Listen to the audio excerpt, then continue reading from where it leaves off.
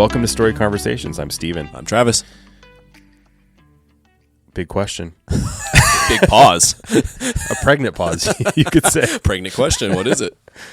How early is too early to listen to Christmas music, watch Christmas movies, put up Christmas decorations? I'm actually maturing in this area to be proud of myself.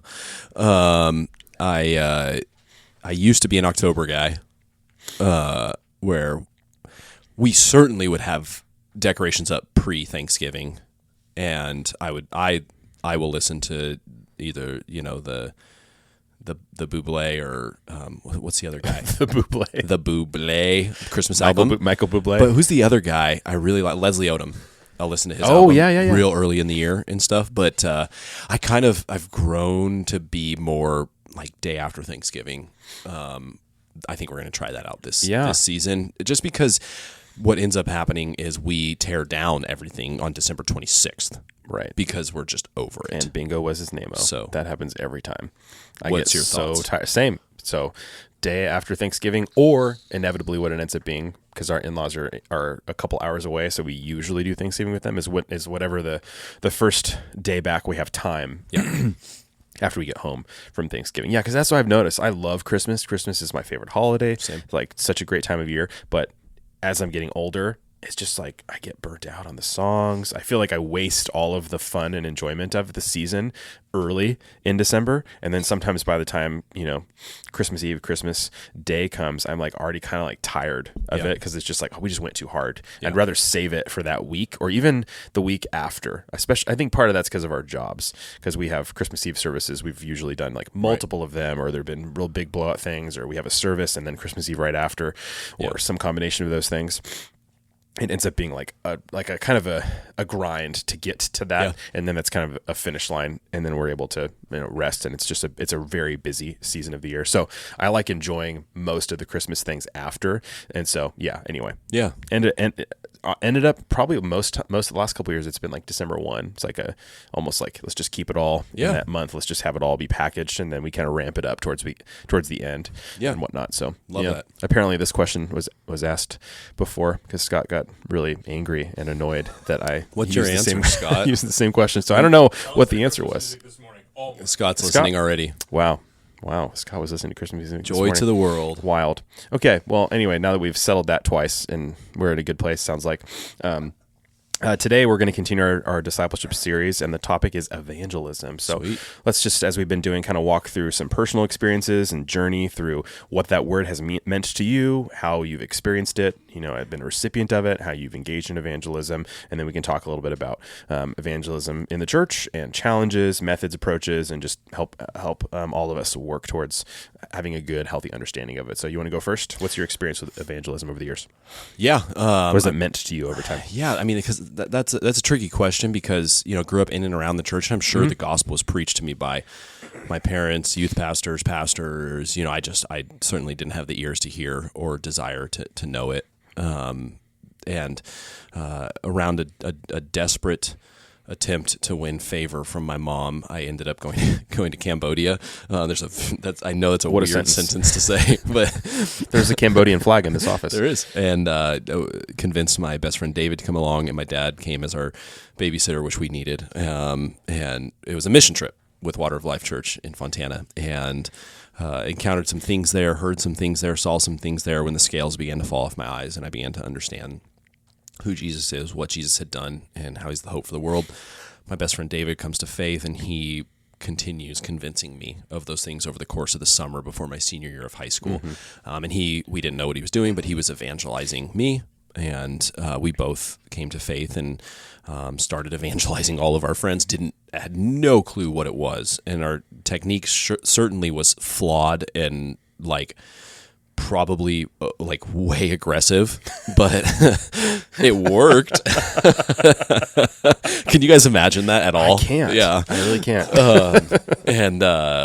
And so anyways, just like part of my salvation, which everyone's salvation story involves evangelism in some form or fashion, Romans 10, how will you come to faith unless someone speaks it to you, kind of thing. And, but particular to my story is like a very clear, evangelism moment happening, and then the time elapsed between becoming a disciple and then evangelizing others was just, I mean, a snap of it was not a long period of time where I thought I have to sit back and learn and grow and understand, I irrational confidence and just like, let's go do this thing. I got it, kind of thing. And so that's kind of been much of my experience, and a lot of joy that I've had in my Christian life is evangelizing others, meeting outsiders, sharing the gospel with them, explaining the gospel to them, helping them grow in the faith, and as much as God decides to use me in their life. And so, it's largely, it's never been something I've been afraid of. And it's something that I feel like the Lord has equipped me and gifted me in this area in particular. Where I don't feel anxiety around it, and I don't, certainly as a pastor now, I don't get to do it as much as I would like to. And I certainly am involved in church and in broader Christian circles a lot more than I would like to. I'd like to be a little more involved in some other areas, but now that our kids are getting older, we're getting looped into some areas that are non-Christian, explicitly non-Christian, that I'm really grateful to God for. So what about you? Yeah, my introduction to evangelism was primarily through the kiosk of gospel tracts at the Baptist church I grew up in. Just tons of different gospel tracts with different topics and themes. And I think largely the way that I understood evangelism, I don't really think I heard that word very often. Yeah. It was mostly like kind of shoving it down someone's throat with a track, and just like brute force rehearsed reading a thing was like the only really thing I ever heard. But most of the time it was like, I would say, described as though like the church is the place where people hear about Jesus, so invite them to church. And then there are people who are evangelists and missionaries who are geared like you, honestly, who are naturally geared that way, gifted that way, where it's like, there's not fear. It's a very, it's an almost intuitive thing. And those people do it and then also become missionaries. And so I remember as a kid, like being pressured by the old ladies in my church being like, you should be a missionary. You shouldn't. Like, I remember this one lady would ask like people, I would be hanging out with my friends and she would walk over and she'd be like, what do you want to do when you grow up? And my one friend was like, I want to be an entomologist. Cause he liked bugs. What is that? Entomologist is basically you study bugs and insects. Why? He's just a nerd. He's an engineer now. So it all worked out for him. But technology bugs. I remember her asking that, and of me as well. And immediately she was just like, no, you need to be a missionary. That's the only right, not pastor, no, missionary. And so I remember like kind of having this like big looming evangelism missions as this like, oh, that's the ultimate call, but also and pressure, but also simultaneously like, oh, that's not me. That is not my wiring. That's not my personality. I'm not natural at that. So I probably had like more of a fearful approach of it as like, I don't think that's me. I don't want to do that. I don't want to have to move to a third world country, or like I have to do that. Or I have to like be on the street corner and just like talk to random people with a gospel tract and there's no like real connection. That's kind of really the ethos of what evangelism and missions was to me. And so I think the first time that I experienced that as something a little bit different was through kind of similar though. It's like sort of a come and see, and hear about Jesus, or we'll go to you and we don't know you at all, but we're just going to tell whoever will listen and then see what happens. Was VBS. We did VBS and we did a version of it where packages for VBS were given to the families, and you did it in your backyard or your front yard, and you just invited all the kids in your neighborhood. And so I remember my mom did that.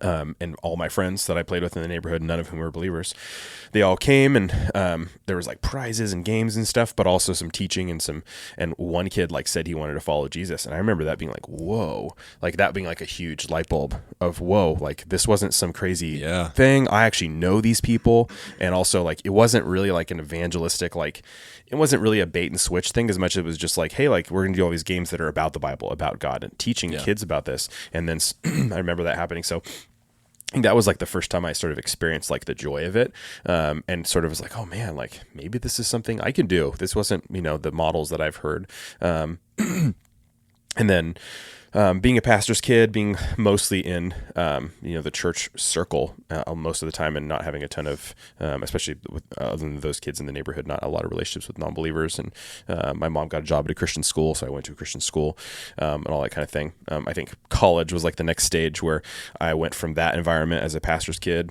and going to a Christian private school to going to University of California, Davis, going to a secular institution, and just being in like a massive melting pot of tons of different faiths and different backgrounds and religions and all kinds of crazy, immorality and it's all of the stuff, that college can bring, and feeling sort of like unsure of how to engage with that and like afraid of what people are going to think of me and no one knows me and kind of trying to figure out who I was. And I've shared previously, that was also a time where I stopped going to church and was kind of just like, man, like, I don't know, what am I supposed to do here? And so I think I primarily focused on like just trying to be a good person, at least appearing to be. And that being like, oh, that's just going to be my witness, is like being known as a moral person, but not actually talking about my faith, having an answer for why I believe what I believe. Or being intentional and forward with it, with other people, and taking any kind of risks with it. And then, since then, God's done a lot of work and given me courage in those ways, and seeing how primarily relational evangelism is just having the gospel and faith be this integrated thing in your life. That's just, it's a flow. It's just like, you talk about what you're about. You talk about what you're interested in. You talk about what you're reading. You talk about what your life is about. And then when people ask you questions, it's more of a natural thing. When someone's having a hard time or they're looking for hope or struggling, and not in an artificial way, but in an organic way you would with someone you just talk to them about, hey, this is what I believe, or this is what the Bible teaches me, or hey, this is what God says, God's word says, and who he is. And so it being more of a natural thing. But anyway, it was interesting for me. I had a very different experience than you, where I don't think it's something I'm very naturally gifted at, or it's not a natural inclination. I definitely am much more concerned with what people think about me, and it's cool to see that strength in you, as far as just like be able to speak and live and not be primarily concerned with how other people are going to see you or experience you. I think that's God does something unique with that, with people who are gifted in evangelism, to have the boldness to do that. And so, but God's definitely grown me in those ways, where just people in my life, I'm less concerned about what anyone else thinks. But anyway, it's been interesting to see God overcome some of that like early sort of arbitrary, this is a really distinct role and only those people do it, or it's your entire life and you're a missionary and it's your job, it's your vocation, it's all of it, as these kind of like extreme versions of what evangelism and sharing the gospel is. So anyway, that's my not so short story. Yeah, I'm glad I was going to disagree with you, because I mean, like, I don't.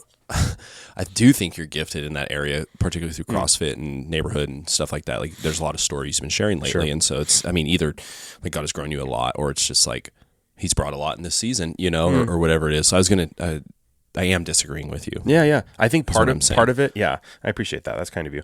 I think part of it is like the quote you were mentioning earlier, embracing the evangelist that I am, rather than seeing, as I heard and experienced, seeing people that were missionaries that then went off and come back and then, on furlough, or decided to, or stopped being in the mission field, and then were just constant evangelists, bringing people to work and all that. Like, even my dad, I would say, was gifted in that way, just constantly sharing the gospel in embarrassing ways, like every restaurant, every grocery store line, and I'm like, oh man, like, you're just bothering and annoying everybody, like, so I think seeing people who are really gifted at it, or arbitrary like sort of models of what it has to be, and going, I don't fit any of those, so that either means I'm unfaithful or I can't do it. Yeah, you know what I mean? I'm incapable. Yeah, I think God's probably just unlocked some things in my heart to help see, like, those are just lies. Yeah. And like, those are models, those are options, those are versions of it. That's not everything. Yeah. And it's not like a unique calling some people have. It's something we all are called to, and it's just going to look different based on how God's made you. So anyway, I think I'll probably embrace that more, and then gone, whoa, God's using me in these ways. I'm finding myself in conversations. I think that's the thing that's probably, to demystify evangelism in my own experiences, I think sometimes people think of evangelism as like tactics and this like strategy, and like you have a game plan and you're like targeting people and you're like trying to build up and work up to a conversation, and what am I going to say? And like, as though it's this like really intense training and like tactics thing. And instead it's more like just an approach of life and a focus and attunement to the Spirit, a willingness. I just find myself in conversations with people or praying with somebody, and going like, man, this dude just told me he like had a guns pulled on him at his workplace, and he's like really, and like they like left and everything was okay. He pepper sprayed him, a crazy story. And now he's like grappling with just like life and death and like what's meaning and what's real and what's worth doing, and is like just the real hard questions, and just going like, I don't even know how I got here. I just became friends with this guy and just tried to get to know him and just be kind and ask questions and be a safe place for him and share my own life and story in many ways with him. And then I find myself in a conversation where I'm praying for him and I'm praying gospel truths over him and sharing my beliefs with him. And it's like, it wasn't like a game plan as much as it was, I'm just like ready, aware and willing, and just like, hey, God, what do you want me to do? And will it work? Will it do anything? That doesn't really matter. Right. Like, and so I think that's been a totally different shift for me. I think that hopefully for some people that would demystify like what this is. Yeah. Because we'll have some references and some resources and things, and there's trainings around like how to do this, because that's helpful. But I think a lot of it's like, a lot of people focus so much on the approaches and the tactics that it feels sort of mechanical, and then it's easy to make it about competency and skill and not about like being and your personhood and how God's made you, you know? Right. Yeah. And so I think it's important to like, there's like, you have to categorize things, because when it comes to evangelism, it is such a mixed bag of like, so let me just walk it out. I think there's an idea of like missional living, where we as Christians are taking the Great Commission seriously. Go into all the world and make disciples. Acts 1:8, when the Spirit comes upon you, He'll empower you for this work, and then it goes to the ends of the earth, and I'll be with you all these days. All of these things that we have from Jesus, and then the indwelling Spirit, where we're living missionally, which means I think there's a lot of things that are involved in missional living. It's loving your neighbor as yourself, the great commandment. It's behaving in a way that reflects what you believe. So you're not dismissing your confession of faith with a lack of holy living. So you want people to see that you're serious about what you believe. I think there's building relationships with people who are very different from you. And I think it's doing it primarily in the areas that you're already going to be in, your neighborhood, the places you play, the places you frequent, the places you work. Like, we don't have to get creative with those kind of things. So there's like a component of missional living, a generosity, a service towards your neighbors, hospitality, all of these kind of things, which then flows into what I believe is evangelism proper. So there's evangelism proper, which I believe it's Max Stiles, and I'm going to butcher this. He says evangelism is is witnessing about Jesus with a desire to persuade someone to follow him. Is basically paraphrasing what he says. And so like, we're not creating the content there. Like, the content's there in Jesus' life, death, and resurrection. All we're doing is witnessing to him, heralding the good news of the gospel to those that we're living missionally towards and already building relationship with. And so they see, man, he embraces this, she embraces this, they live this out, they love Jesus, and now they just told me all about him. And then I think another category that we conflate with evangelism is apologetics. And apologetics is a big bag of very real, very honest questions that people have in opposition towards our faith and towards the scriptures. And I think many of us are afraid to share the good news of the gospel because we don't know if we have the answers to apologetic questions. And I'm not convinced that you need to have the answers, because I've seen people come to faith when I don't have the answers at all. And they say, hey, what about God and evil? And I'm like, I don't know. Right. I've wrestled with that. And here's my best attempt at answering that. Right. But all I do know is that objectively, Jesus lived, died, and was raised to new life in my place. Right. And he's forgiven my sins and given me new life, and he can do that for you. Totally. And then out of like, when we separate those two, and we should grow in apologetics and answering the questions of our culture. Then there's discipleship. After someone is converted, there's a whole host of things that's just as important as evangelism: baptism, the Lord's Supper, church membership, church involvement, all of those kind of things. So anyways, I'm just trying to create a little bit of a spectrum here and say, like, if we're talking about evangelism proper, we have to live missionally in relationship towards non-believers, share the gospel with them, and not be afraid of it because we don't have the answers. That's good. Yeah. I like some of the things you're pulling out there too, are witness as far as our life modeling, and like the outward witness as far as like how our appearance and what people see and hear around us, whether or not we are specifically sharing the gospel to somebody and like articulating the gospel. But then there's also word. So there's deed, word and deed. of being persuasive, and that's not necessarily that you can convince people. I think part of what you're touching on too is like, Lee Strobel, Case for Christ, Right. this idea that like people can or largely should be convinced by logical arguments to believe, and that's how it actually happens versus God actually doing the work in someone's heart, regardless of how incapable you are or how much you fumble through answering questions.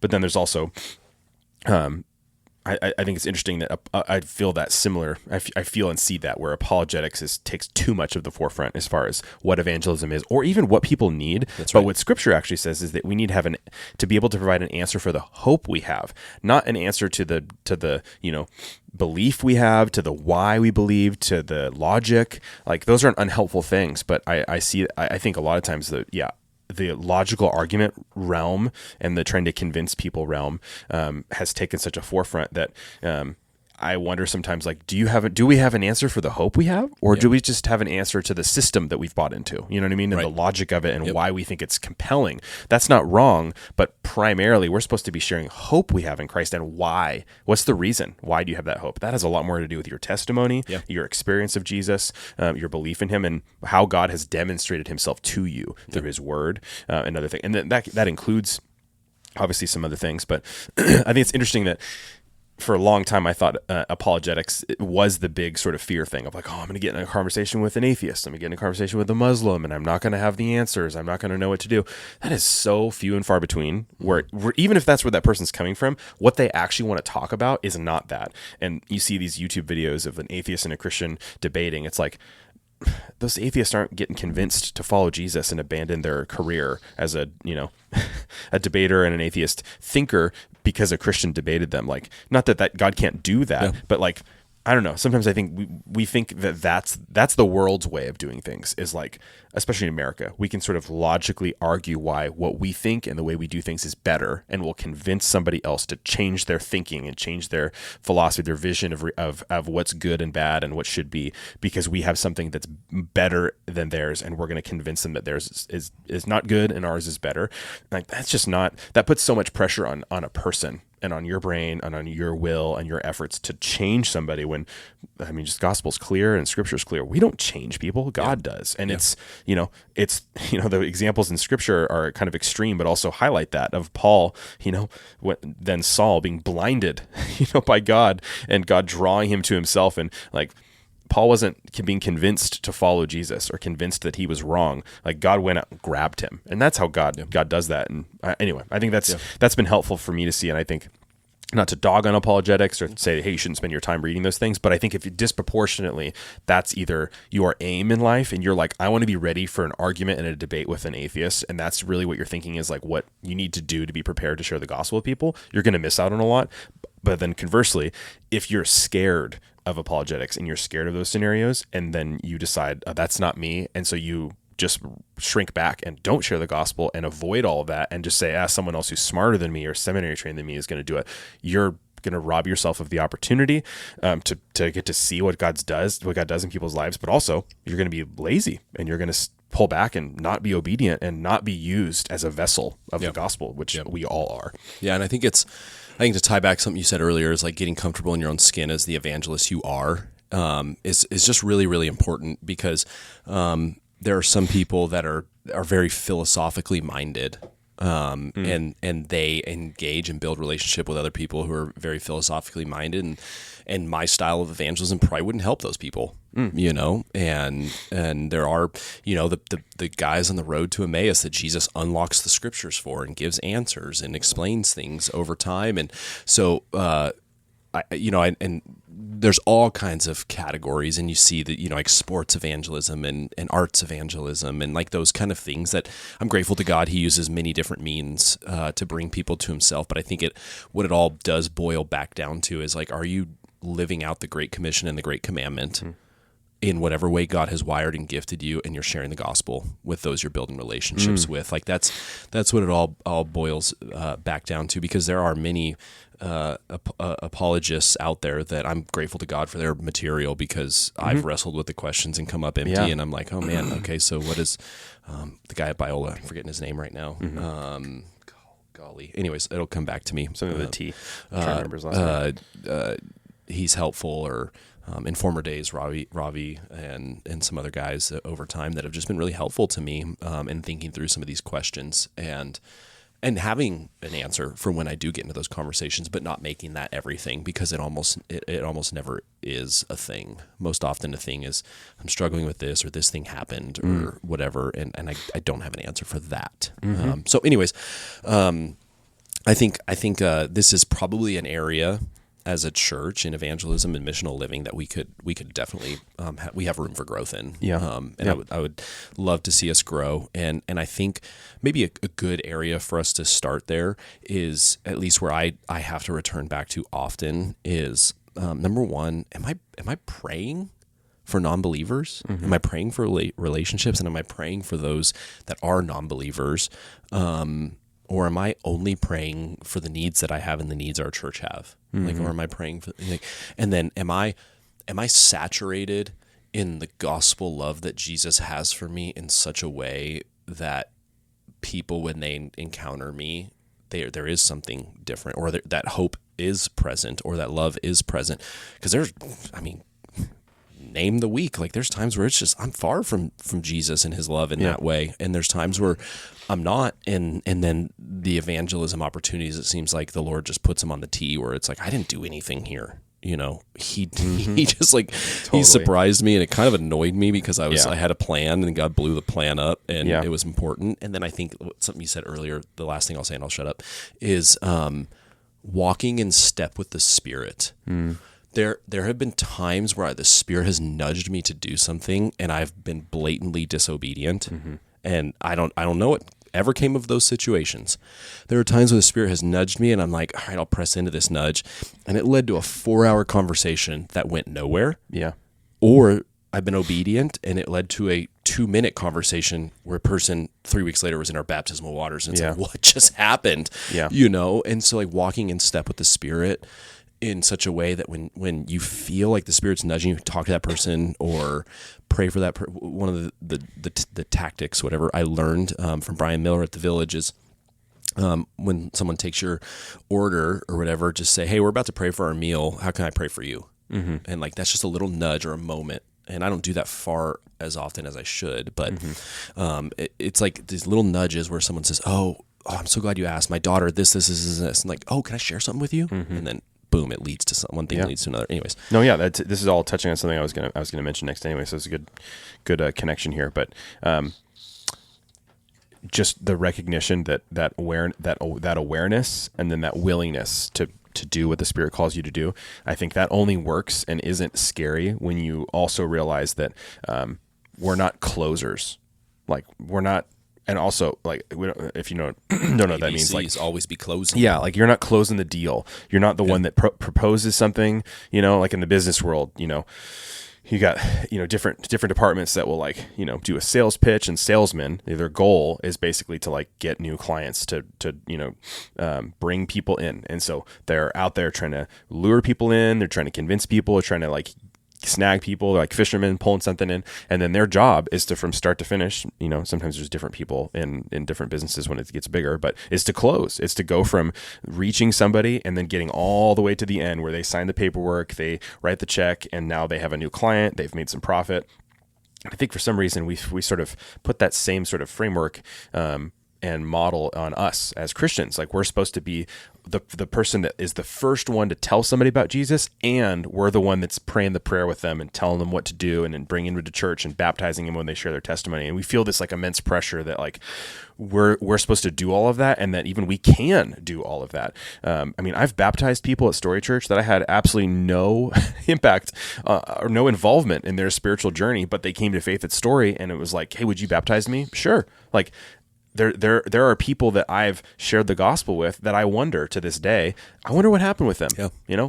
And Lord willing, and I believe that because God calls us to do that, and that it's a faithful thing to do, that there's people I've shared the gospel with that have come to faith later, and some, as Paul says, some there's planting, there's watering, there's there's all these different, and then some actually get to we're feeding this plant that's growing, and then some get to reap, and like we don't all necessarily get to see, do all of those pieces. And it's not like, oh, some of us are really good at, reaping and some of us are good at watering and I'm just a waterer. It's like, no, like you don't know where someone's head is at, when someone's heart's at, what God's already done or will do. You just have to be willing and open to just play the part God has you to play and be his mouthpiece in some way, some shape, some form in that person's life. And I actually think that's really freeing to then, in the way you described it, of just being walking in tune with the Spirit and just being willing to take risks and see what happens. If you take away that pressure to like, man, I got to be able to do all 5 stages or whatever we try to create in someone's spiritual journey to, them coming to faith and giving their life to Christ in that conversation with that person at all, versus just like, nope, I have no idea. Nothing may come of it. I may get to maybe even like reap the fruit that someone else planted, someone else watered, someone else fed, and I just happen to be there and see God. It's like, instead of it being viewed as something that we are dictating and we are actively sort of like involved in making happen, it's more like this. It's like a timeline. You just are popping in and you don't know on that timeline of spirituality where God has them, what he's done or what he's going to do. You just may have that moment, and you may have more than that, and you may hang out with them a lot later, and they may come to your church, or that may be a blip on the radar. It's all just about willingness. Anyway, I think that just takes so much pressure off, and it's kind of makes it more exciting to just go, cool. And even if it's someone that you see on a regular basis, which I think is one of the challenges a lot of times, is like, man, it's easy. I find it easier to share the gospel with people I don't see that often, or I know I'm not going to see. It's a little harder the closer they are. If it's family, if it's a neighbor, a next door neighbor, if it's like, I go to a gym, it's like the same people every day at CrossFit, it's a smaller gym, it's a smaller group of people.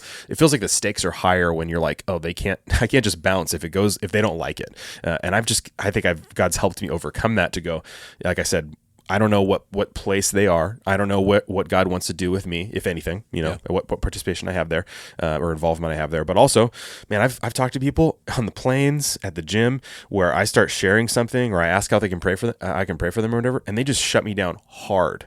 Not interested, and walk away. Or like, good conversation on a plane, and then talking about my faith, and then I'm like, hey, is there any way I can be praying for you? I remember this once on a plane, have like an hour-long conversation, starting to get into, oh, he was raised Catholic, and oh, he's not been in church, and here's what I believe, and oh, my wife was raised Catholic, and we were kind of sharing, and then like it got to a point of like, okay, well, I'll take a little risk here and actually go deeper. Like, hey, what's going on in your life? Like, is there a way I can pray for you? And you literally just like a robot, like lifts his head up, turns away from me, gets a book, starts reading, and ignored me the rest of the flight. And I was like, well, all right, that's how this is going. Yeah. Whatever. Right. Like it's not that bad when you experience rejection or awkwardness, even with people you're going to see again, as long as you don't make it weird. And then you're like, later, you're like, hey man, how's it going? And you just keep things, normal. It's not that big of a deal. Anyway, it's just being more open-handed with it, not making it weirder in your head than it actually is. People won't be weird if you're not weird. Anyway, there's a few things there. But. Well, I think it's where our theology, at Story Church should free us. Like as happy Calvinists, we believe that, and key there on happy, is that salvation belongs to the Lord. And before the foundation of the world, he chose those who would be his. And so as we cast the seeds of evangelism, we know without the shadow of a doubt, some of those are going to take root. We know some won't. We don't get to decide. God's the one who gives the growth. God's the one who decides. And if you want to, see a longer version of that argument made, read J.I. Packer's Evangelism and the Sovereignty of God. Fantastic little book. And at the end of the day, if you don't want to read it, here's what he says. Freely share the gospel. Put your head on the pillow at night. God will do the work. Trust God. Yeah. And it's like, that's it. Yeah. Like, and we should just be totally confident. And if the seeds don't take root, it's not our fault. Yeah. And if they do take root, it's not our credit. Yep. It's all to the Lord. Yep. And all this is originally from one of my favorite verses about evangelism. It's all from 1 Corinthians 3, 6 through 11. It says, Paul writes, I planted, Apollos, another pastor, watered, but God gave the growth. Neither he who plants nor he who waters is anything. Only God who gives growth. He who plants and he who waters are one, and each will receive his wages according to his labor. That it's equal in value. It's not, one is not better than the other, but ultimately anything that happens, God is doing that. You're just being obedient to what he's called you to do. And that's our theology. What are some obstacles to evangelism? What do you think?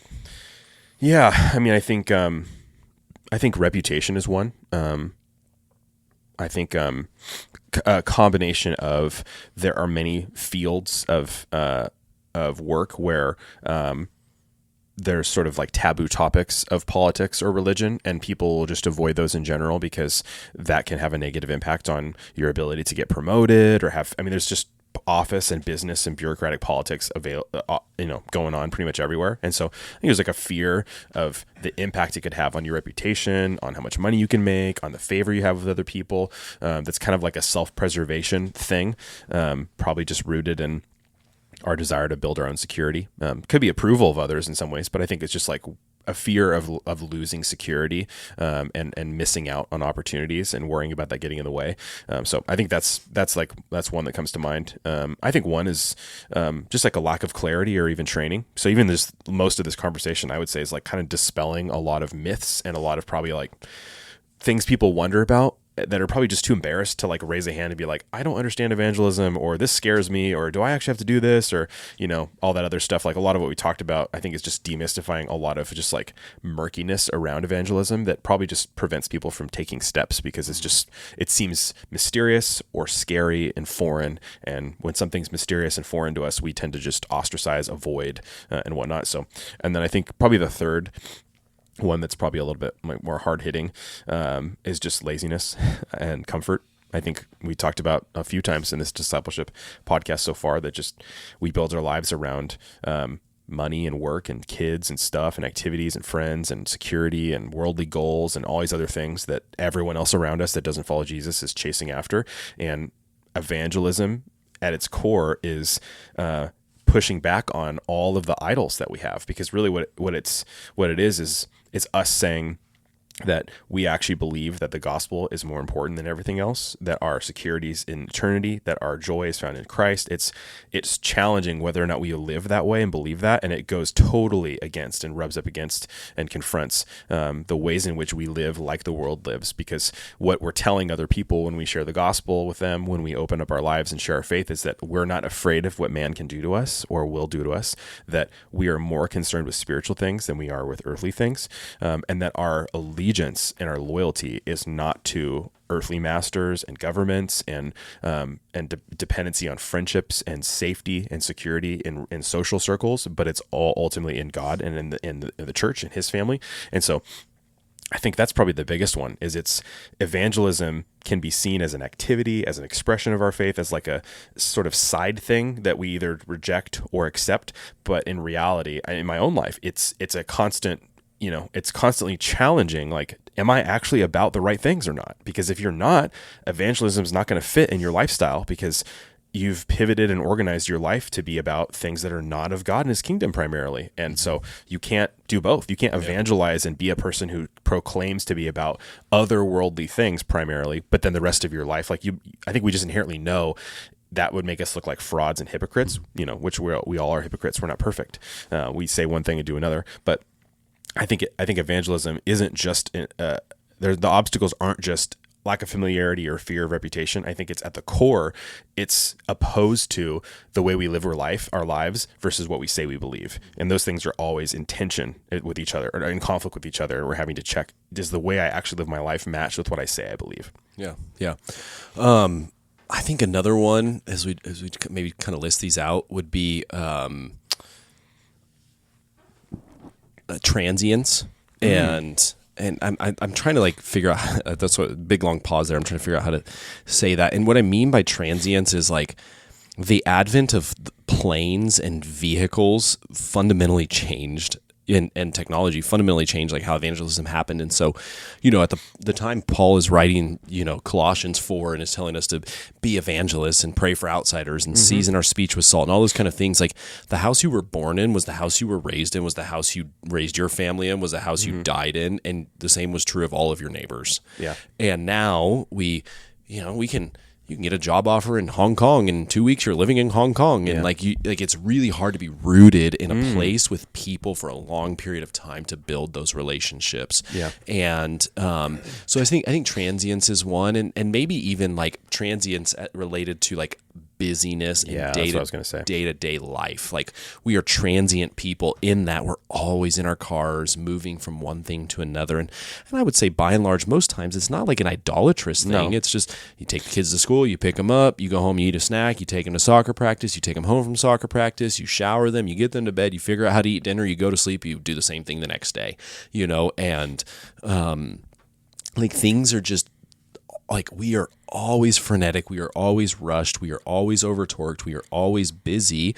Therefore, we're not present with people, and we're not present with God enough to be, feel the nudges of the Holy Spirit in those moments and those kind of things. So I think instead of like, just saying, okay, well, I won't do anything ever and I'll just kind of sit around and wait. I mean, how can we be present in the busyness of life? Would be a couple of other things I was kind of noodling. It makes me think about how discipleship is described as something that, or is laid out as something that can easily happen on the way as you wake up, like as a family. That the prayer with God, in the Word, discipling your kids is something that's easier done just through busyness, through chaos, through all of the different sort of twists and turns of life as you go, versus like, I got to make like arbitrary specific time for it. And I'm not saying evangelism can't be that way, but I think evangelism doesn't work that same way unless you're in people's lives like that. Right. So I think it could work in, if you have rhythms where you're regularly with the same people who are not followers of Jesus Christ, or not disciples of Jesus, then it doesn't have to be scheduling a lunch to drop the "I'm a Christian" bomb on someone. Can just be as you go. I think the key is, if we live our lives in such a way where we have that sort of relational capital, relational connection, that we are around the same people. And that's kind of what you're getting at with transience and busyness, is like, it feels like, I don't have time to have like a hour-long conversation with someone. It's like, well, what if every time you just saw someone at work, you asked questions about how their life is going? Right. When you shared something about when people are talking about their weekend, you say, oh yeah, like, we had you guys know I went to church this weekend, and and you're like, oh, this is something I've been learning, and you just sort of like drip things with people, and it's just this kind of ongoing conversation that someone may respond to, ask a follow-up question, or you're just interested in people's lives in ways where how to pray for them, and also you can be thoughtful and really read into like, hey, is there anything I can say or do to respond, and share gospel hope with them in this conversation. So anyway, I think in a similar way, like that we've talked previously about discipleship in our everyday lives, we can't. We'll nerf our ability to do it if we make it something that's arbitrary, separate, and that feels like this big, I got to make time for this, and it's this big sort of block we're trying to shove into our lives, versus integration, where it's part of our lives. We're fluent in the gospel. We're fluent in these things. It just comes out in conversation. We have real relationships with people who we even talk about things of substance. That's part of it too. You can be around people in your work and your neighbors, but if you never have conversations of substance, there's never going to be avenues to do that. It'll feel awkward. It'll feel like it's out of nowhere. So you just got to be good friends to people. You got to actually get to know people, ask questions, and then take risks and be faithful. And anyway, I think that the integrated approach, regardless of how you're gifted or what tactic or approach you take with evangelism, I think that integrated approach it happens over time naturally as you just are listening and following the leadings of the Holy Spirit, and you're genuinely pursuing relationships with people that are around you.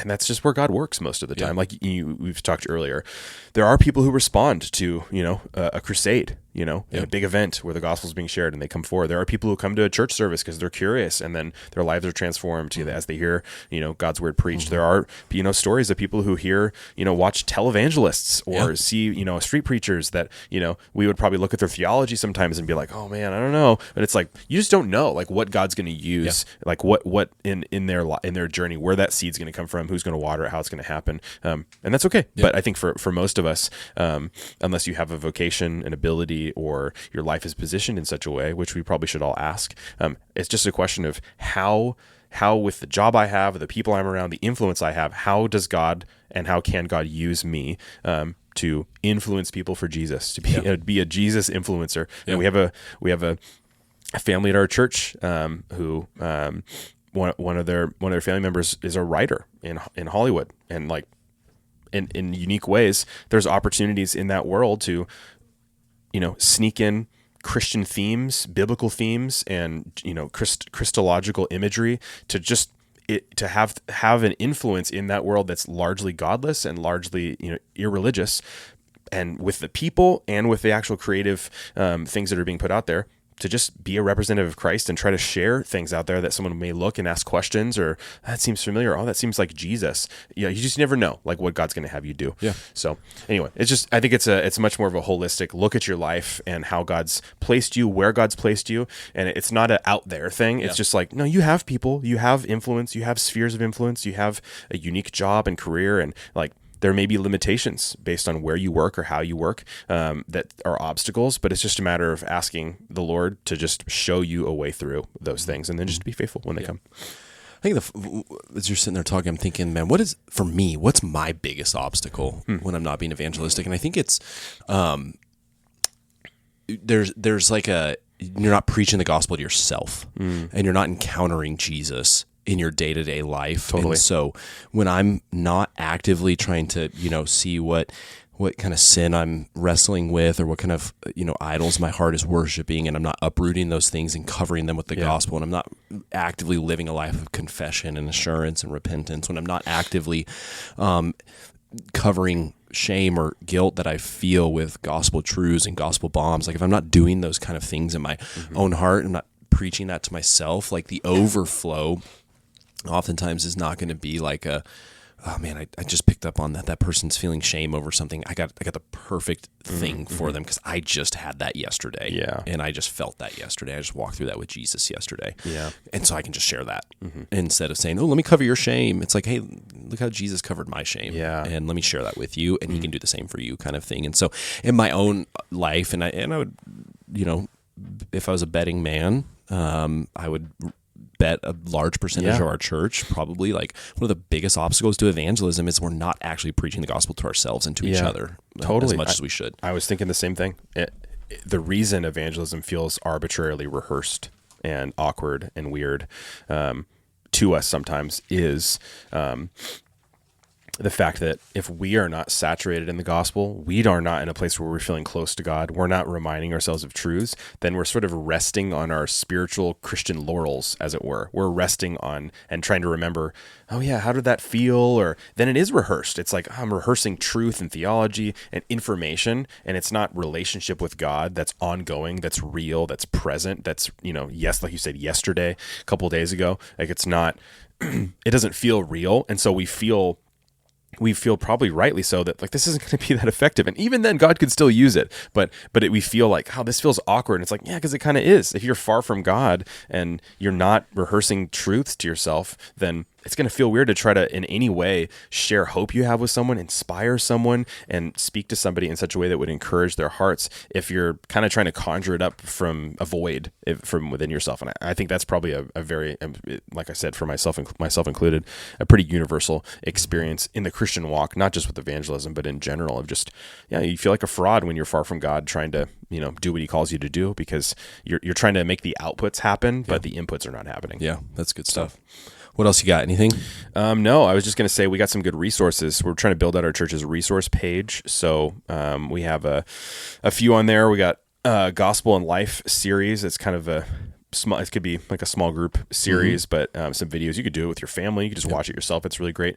I've got a couple books on evangelism, Sharing Jesus Without Freaking Out by Alvin Reed, Questioning Evangelism by Randy Newman, Honest Evangelism by Rico Tice, and then a training and kind of a tool that we think is pretty helpful called the 3 Circles training, that we can put some links to those things in the show notes, but also we can just put those on our website so that you have some resources there. And we hope to do some more evangelism training, but also find ways that we can just do this together and equip people with the everyday of their life. Like we said, there's merit to formal evangelism trainings. There's merit to, 2x2 going out and sharing the gospel. But also I think most of us probably need to start from a place of just, how do I do this in my everyday life? And not as an event, evangelism, not as an event, but evangelism as just part of the Christian life. And so hopefully we'll have some more, we have these resources, and hopefully we can do some more things as a church in the near future to help all of us grow in the being a witness as part of our discipleship. Yeah,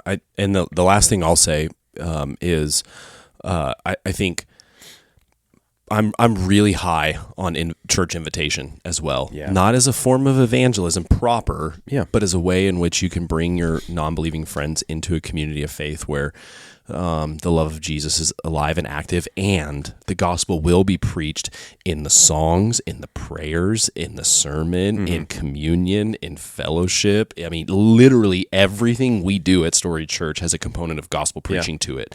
That is a very intentional choice we've made.